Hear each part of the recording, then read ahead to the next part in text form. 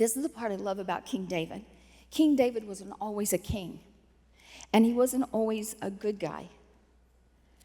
He was a little snot-nosed shepherd boy with a big old sling. And then what'd God pull off? Yes, he pulled off a Goliath. And we will never forget Goliath.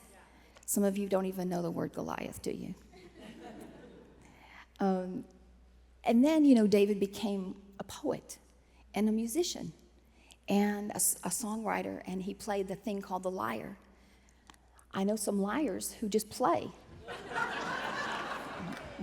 Hey, it just came to me, so I thought I'd say it. Oh. He played this instrument, and he even played in front of people who just were out to kill him, hated his guts, and he would give them a little song, And don't we love we love, LA is known for its misery. We love some good misery, don't we?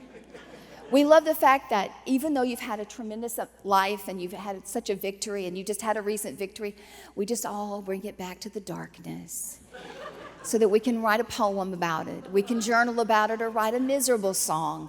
And lo and behold, that song hits the top 10 list, and it creates a whole group of people who will go after the same miserable songs, right? About the breakup and the loss and the pain. And I'm just wallowing in my Jack Daniels or something.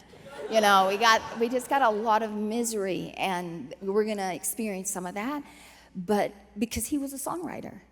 And the thing is, we have the privilege of the Psalms of David. He was so connected with his emotions. He was so connected with what was going on in front of him, behind his back, and before God Almighty. And he always kept them in check. And he wrote some really difficult lines. I mean, he wrote some really hard lines. And then he wrote this opened my heart, I'm going to love God forever. You want to read some of that? So Psalm 55, here we go. Sacred spaces and space invaders. There's about 4 spaces that forces invade you, but they are also sacred. And the first space is this. David came before God and he said, listen to my prayer, O God. Now this is the King David's writing this. He had become king. He was chosen among. God set him aside. And he said, listen to my prayer, O God. Do not ignore my plea. Hear me and answer me. Answer me. I don't talk to God like that. I'm not that bold. I'm not telling God what to do. Don't tell God what to do. But David was king. Sometimes I think he forgot who the real king was. But he goes, this first space is this. He goes, my thoughts trouble me and I am distraught. I am undone.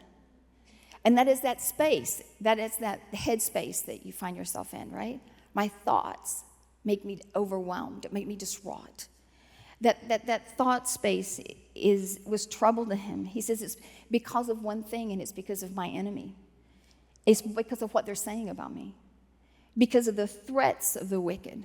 It's because they bring down suffering on me. And they attack me in their anger. I don't know if it feels good to you to be talked about, to be judged for what you didn't, and what policies you passed and what policies you didn't pass, or how you were helping your people. But David has everybody's judgment. And the enemy, the ones who were fighting against him, he understood the gravity of that in this prayer. And he was asking God to hear him, to please do something, and to answer. And I don't know what he thought God was going to do, but that space in your head, isn't it a hard place to get out of some days? Yeah. Right? Anybody else deal with icebergs? Iceberg beliefs that they lurk right beneath the surface. And you don't even know you believe them. You believe in Jesus, or you believe in I believe in aliens, or whatever you believe. But you don't really say, oh, I believe I will never be successful, until something happens and you realize, what did I just say? What just came out of my mouth? And you realize, oh, it's an iceberg belief. It's just lurking there to take me down, to rip my confidence apart. It's self-defeating, and it's always negative. It's always negative. So I love this series of the Harvard Business Review. They have a whole series.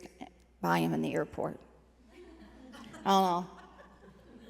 The Harvard Business Review, and I was reading this article by Martin Seligman about resilience. And then he quoted another guy by the name of Albert Ellis. And he does this model called ABCD. And it's like, the A stands for adversity. Okay, what's your adversity? He's trying to teach you how to be resilient. You're supposed to identify these really fast once you learn the process. So the ABCD, it goes like this. Here's your adversity. What's your adversity? I can't get a job. I lost my job. I'm not going to be able to pay my rent. That's your adversity. B is your belief about that. Right now, I'm unemployable due to, and then you just answer. Maybe that's the belief that you believe.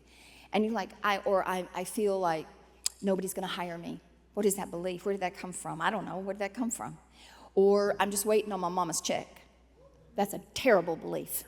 Anyway, C is the emotional consequence to that. It paralyzes you. You go to bed and you just game your brains out. You just game all day long, and you miss the opportunities to find a job, right? And then the D part of that is so important, and it's disputing that belief. Because it's not, the consequence is not going to happen because of A, that you have adversity. Everybody has problems, right? The consequence is going to become because of the belief. It's what you believe. The outcome of you not having a job is going to be. It's going to sap your energy. It's going to take the strength away from you, and you are not going to be able, it paralyzes. I know thoughts paralyze. They have paralyzed me. But you get here to the D part, and it's dispute them. Stand up to them. Stand up to them and knock them down. We don't even think we have the power to do that, or to fight for our own self in our own head. We got to fight for our own future in our own head, right? Right? We have to do that, and we have to go back and say, all right, maybe I can't control the problem. Maybe I can't control the problem, but I can control what I believe about the problem. And the problem is, like, if you want to substitute something, then just give it, reaching in your pocket and pulling out another excuse, which, we're really good at. Just do this. As for me, I will trust in you. I will trust in you. And I will do everything in my power to get a job until I get a job. And my only job is to get a job until I get a job.